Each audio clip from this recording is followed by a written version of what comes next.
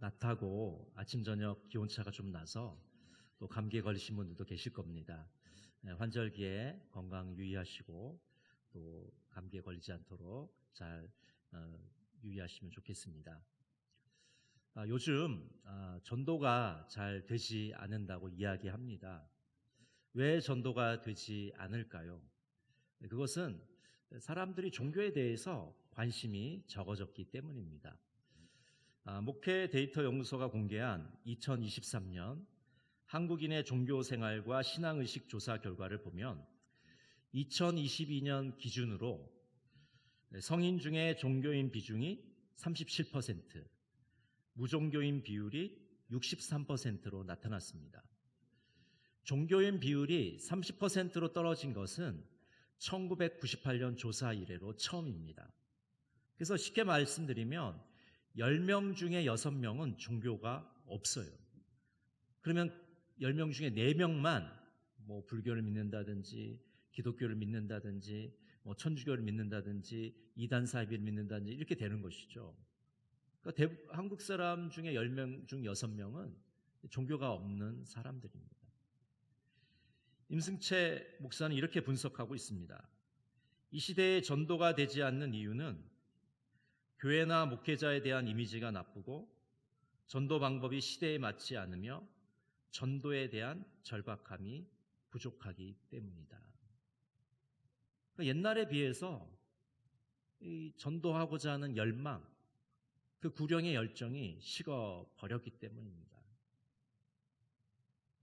세속화가 계속 빠르게 진행되고 있고 사람들은 쾌락을 찾아서 삶을 즐기는 데 더 관심을 가지기 때문에 전도가 되지 않는 시대를 우리는 맞이하고 있습니다. 청 놀리스 박사는 기독교인이 전도하지 않는 9가지 이유를 이렇게 제시합니다. 많은 이들이 전도가 무엇인지 모른다. 복음 전도의 롤 모델을 찾기 힘들다. 일부 교인들은 전도를 필수라고 생각하지 않는다. 교회에서 전도 훈련을 제공하지 않는다. 예상치 못한 상황에 대한 두려움이 있다. 우리는 이미 구원받았다. 그러니까 구원받았으니까 다른 사람에게 전도할 필요를 못 느낀다는 거죠. 목회자들이 전도의 본을 보이지 않는다. 교회 안에서만 인간관계를 맺는다. 불신자들이 어떻게 되든 관심이 없다. 아까 말씀드린 부분하고 일맥상통하죠. 믿지 않는 자들에 대한 관심이 별로 없는 것이죠. 전도가 되지 않고 전도를 하지 않는 시대를 우리는 살아가고 있습니다. 그래서 전도의 목적과 전도의 방식을 새롭게 해야 되는 시점에 우리는 놓여 있습니다. 여러분, 전도의 방식이 지금 변화되고 있어요. 전에는 모르는 사람들, 불특정 다수에게 복음을 전했습니다. 근데 이제는 아는 사람들, 지인들에게 전도하는 시대가 된 것이죠. 전에는 말로만 했으면 됐습니다. 말로 몇 마디 하면 사람들이 교회로 왔어요. 근데 이제는 말은 통하지가 않습니다. 내 삶을 보여주고 내 행동을 보여주고 내 인격을 드러내야만 그 사람이 감동을 받고 교회에 오는 시대를 우리는 맞이하게 된 것입니다. 이런 시대에 우리는 어떻게 전도를 해야 할까요? 오늘 주님의 음성을 듣기를 간절히 원합니다. 오늘 본문에 보면 예수님께서 빌립을 제자로 부르십니다. 예수님의 제자가 된 빌립은 나다나엘이라는 사람을 찾아갑니다. 이제 나중에 다른 성경에는 이제 바돌로메라고 되어 있죠. 빌립은 나다나엘에게 메시아를 만났다고 이야기합니다. 그러나 나다나엘은 부정적인 반응을 보여요. 나사렛에서 어떻게 선한 것이 날 수 있느냐. 여러분, 예수님의 태어나신 고향은 베들레헴입니다. 그러나 예수님은 북쪽에 있는 나사렛이라는 동네에서 자라게 됩니다. 이 나사렛이라는 동네는 어떤 동네냐면 당시에 이방 문화의 영향을 많이 받은 곳이에요. 그래서 종교나 도덕에 관심이 없는 지역이라고 소문이 나 있었습니다. 그러니까 나다나엘이 생각하기에 이 나사렛이라는 곳은 촌동네이기도 하지만 아주 평판이 좋지 못한 곳이에요. 그런데 그런 곳에서 메시아가 난다? 믿기 어렵다는 거죠.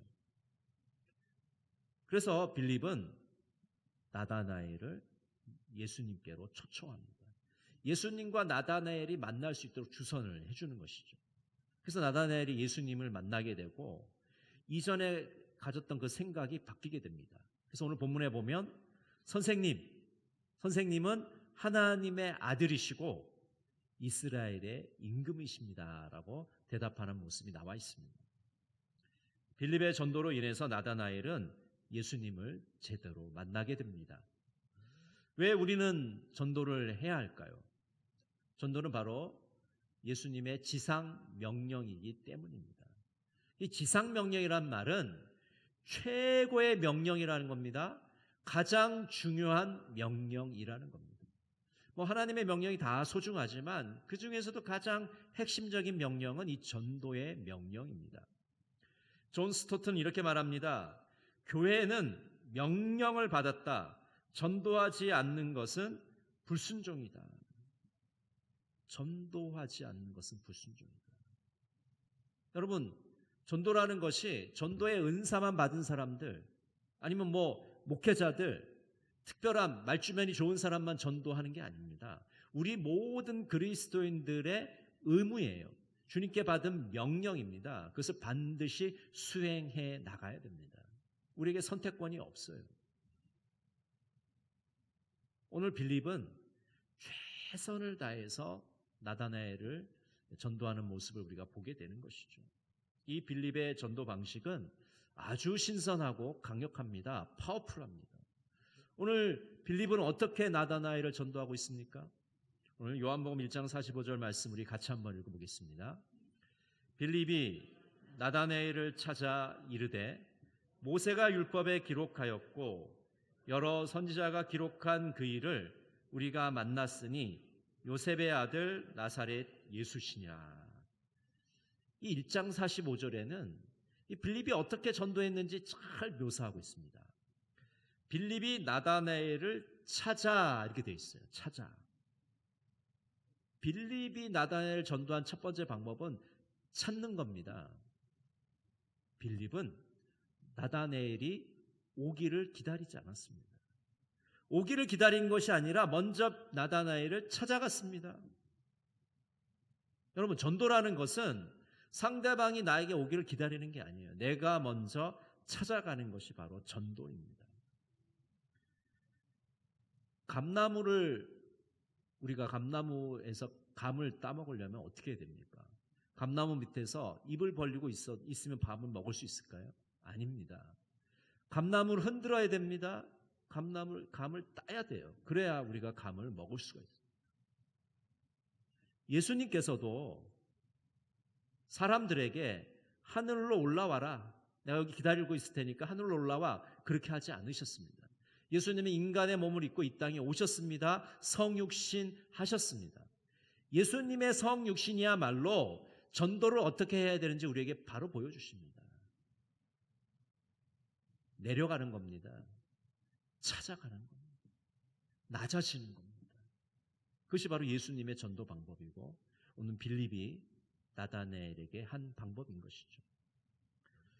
흔히 우리는 기존의 신자들, 그 중에서도 특별히 전도의 은사가 있고 아주 활달하고 말주변이 좋은 사람만 전도를 하는 걸로 알고 있습니다. 여러분, 큰 오해입니다. 사실은 오래 믿을수록 주변에 예수 안 믿는 사람이 별로 없어요. 오히려 초신자들, 어제 교회 나온 사람들이 더 주변에 비신자들이 많습니다. 이렇게 질문하실 수 있을 겁니다. 아니, 목사님, 제가 금방 교회 나왔는데 제가 아는 게 없는데 어떻게 전도하겠습니까? 그렇지 않습니다. 내가 어떻게 교회에 나오게 되었는지, 내가 어떻게 예수님 만나게 되었는지 그거 말하면 돼요. 어려운 거 없습니다. 내가 만난 예수님을 전하는 거예요. 거창한 전도 이론 배워서, 전도 방법 배워서 전도할 수 있는 거 아닙니다. 내 얘기하면 되는 거죠. 우리가 교회에 나온 지 오래되었든 얼마 되지 않았던 주님께서는 전도 대상자들을 찾아가라고 말씀합니다. 우리가 먼저 찾아갈 때 하나님께서 놀라운 은혜를 베풀어 주실 줄로 믿습니다. 빌립은 두 번째로 어떻게 전도했습니까? 오늘 본문에 보니까 이르되라고 말하고 있어요. 이르다는 말은 말한다는 거죠. 나다나엘을 찾아가서 말합니다.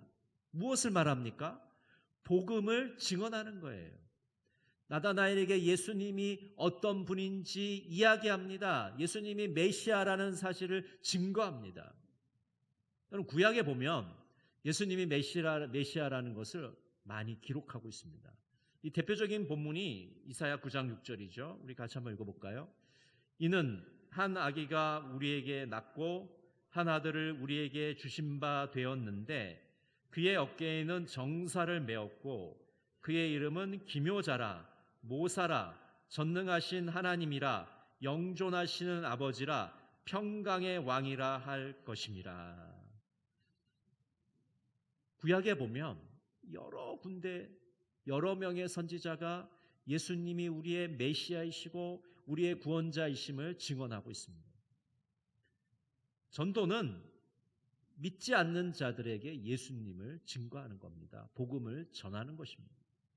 진정한 믿음은 하나님의 말씀을 전하고 듣는 데서 생기기 때문입니다. 빌립이 복음을 전했기 때문에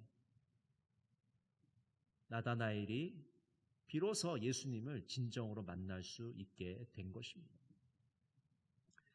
레베카 피퍼시 이렇게 말합니다.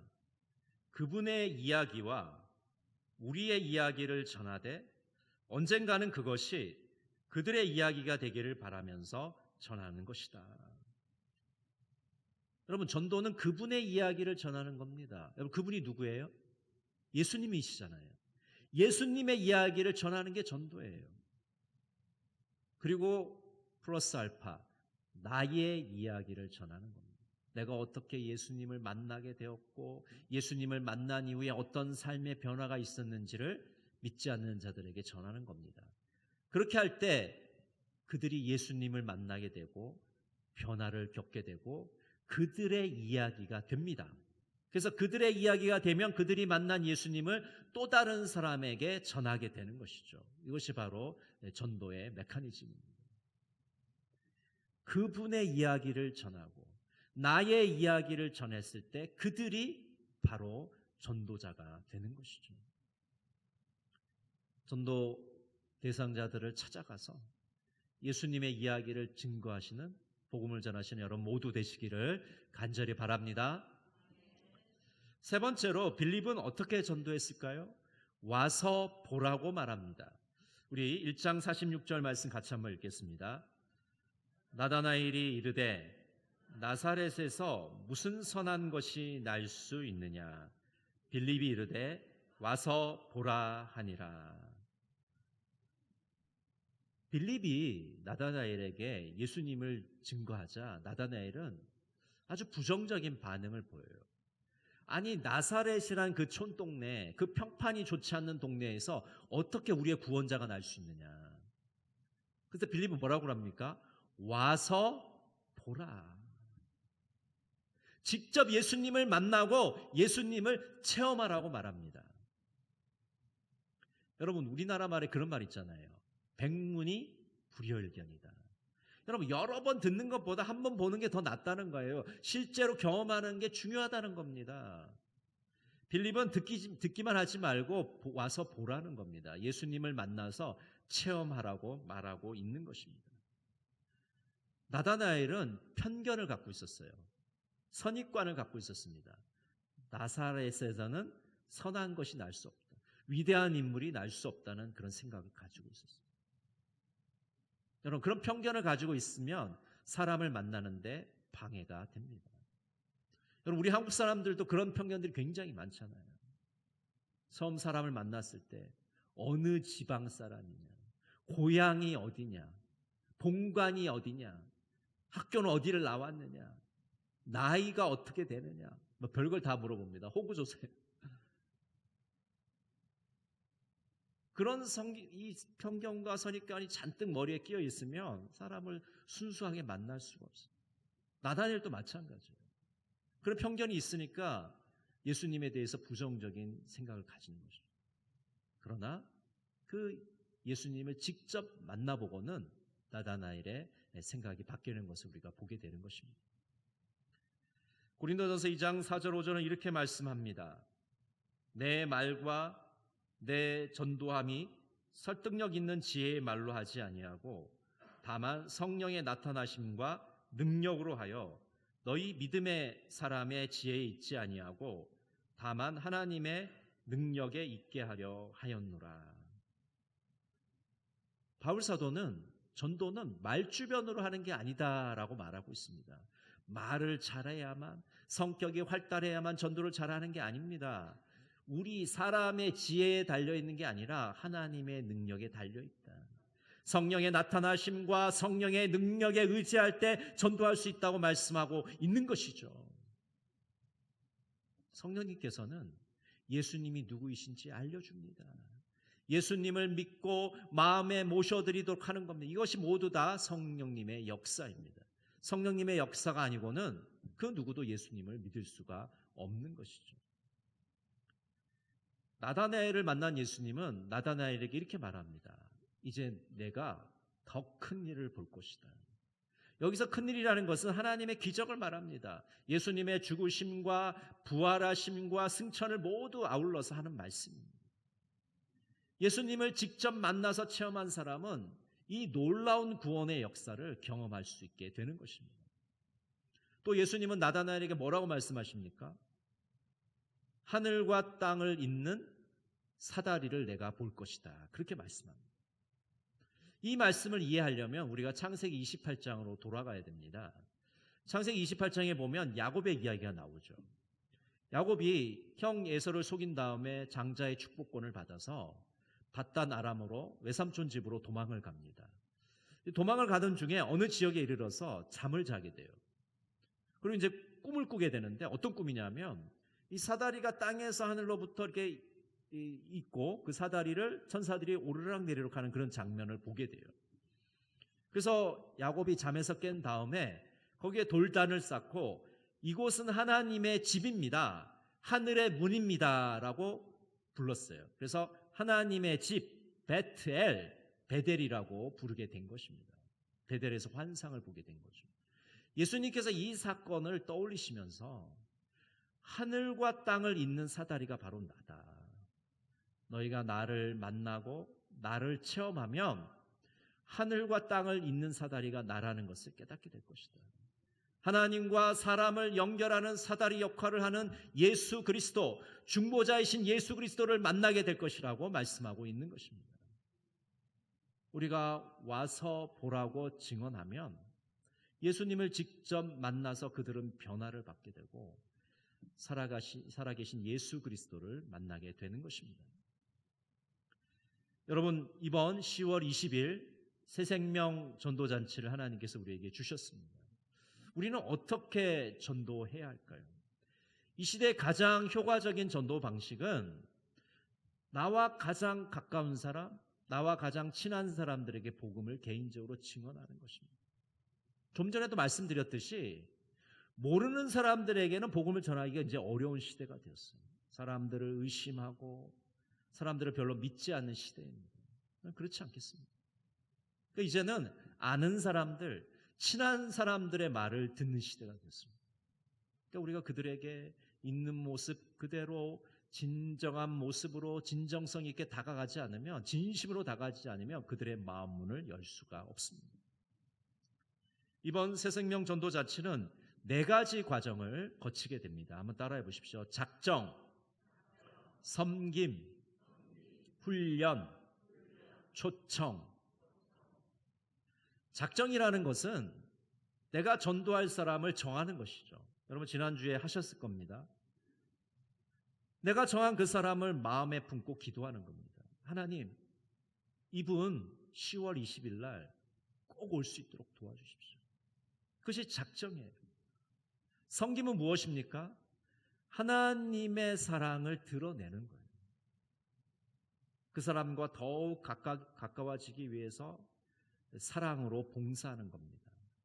같이 식사를 하든지 또 간식을 준다든지 반찬을 만들어 준다든지 음료수를 대접한다든지 등등 여러 가지 봉사를 통해서 그분의 필요를 채워주는 겁니다.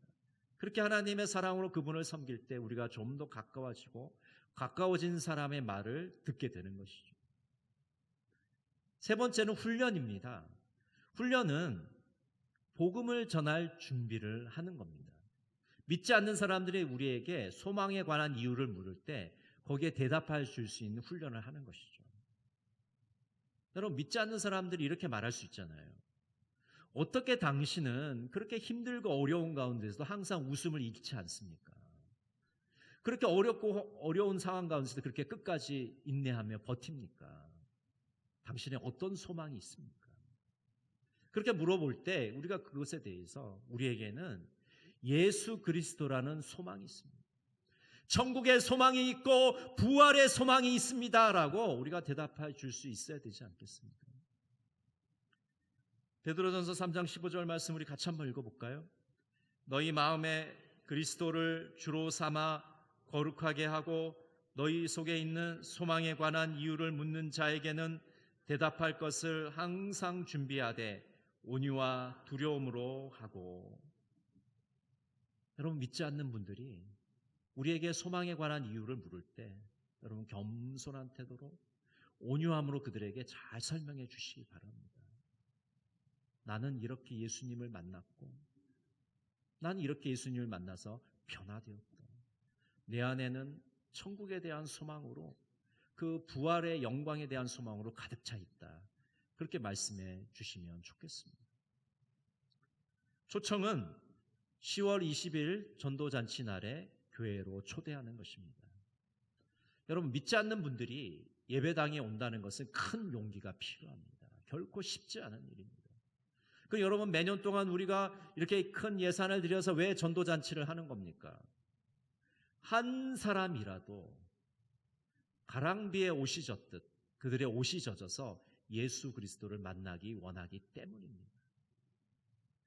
한 번 예배당에 오고 두 번 예배당에 오고 세 번 예배당에 오면서 우리는 별거 아닌 것처럼 생각하지만 그것을 통해서 그분이 어느샌가 예수님에게도 젖어드는 겁니다. 복음에 젖어드는 겁니다. 그렇게 될 때 그분이 예수님을 만나게 되고 변화를 경험하게 되는 것입니다. 여러분, 이번 새생명 전도잔치에 많은 분들이 초대되기를 간절히 원합니다. 이재명 전도인은 당신도 하면 된다오라는 노래에서 이렇게 가사를 적고 있습니다. 전도가 안 된다고요? 그런 말 마세요. 나 혼자 하려니까 엄두가 안 나지요. 말씀 잡고 기도하고 성령님과 함께 가면 돌아오네 돌아오네 살아서 돌아오네. 전도가 힘들다고요? 그런 말 마세요. 내가 한다 생각하니 공연이 겁나지요. 믿음 잡고 복음 들고 담대하게 나아가면 눈물 콧물 흘리면서 저 영혼 살아오네. 전도를 못한다고요? 그러면 안 되지요. 나는 못해 소리치니 길 막혀 안 되지요. 십자가를 생각하며 사랑 품고 찾아가면 통해 자복 회개하고 주 예수 영접하네. 하나님이 좋으셔서 허대한 허물 덮으시고 별같이 높이시네. 아유, 나는 전도가 너무 힘들어요. 전도가 겁나요. 전도를 못하겠어요. 여러분, 지레 포기하지 마시고 한번 부딪혀 보십시오.